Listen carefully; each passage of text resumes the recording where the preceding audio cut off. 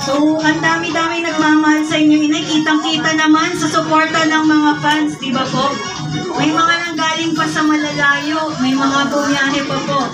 So, inay, ngayon po ay inaanyayaan na namin kayo na magbigay po ng mensahe para sa mga fans. Palakpakan naman!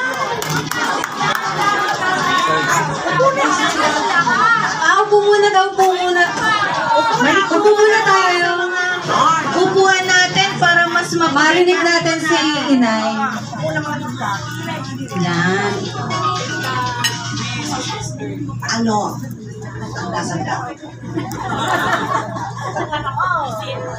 Hindi. Gusto ko kayong pasalamatan through the years. Ang tagal na natin. At saka yung iba, ayan na, saksi si Marie. Oh, di ba? Yung mga umpisa days natin noon. Si Ate Presi pa, di ba? Oo. Ano ba yan? Nagtatandaan tayo. Bakit ba gano'n? Pero sabi niya, number lang. Kaya pag nagtigilan ng mga casual na mga papeles, sila, 58 years old ako talaga. Diba? Hindi naman ako nahihiyak. 58 ako. Di na! Alam mo, naisishare na kayo. Akala ko 41. Akala ko 30 lang, Nay. Akala ko 18. Ay, 29 pala. Akala ko 10. Hindi. Thank you talaga sa lahat ng support ninyo. Na-appreciate ko yung sobra. At saka sa paglaban natin sa laban na to. Kailangan hindi tayo nakikipag-away, ha? Yes! Dapat sama-sama ang mga fans. Gawa niyo ng paraan yun, Ate Bes, na yung mga ibang nag-a-apply pa na mag-member.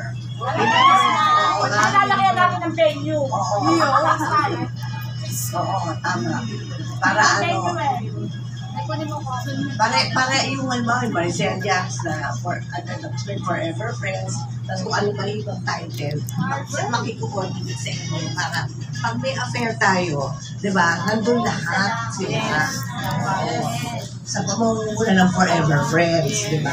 Sige, gano'n. Walang away. Parang walang away-away. Kasi kailangan natin madami, di ba? Gusto kong magkaroon ng platinum eh. Sus! Diba?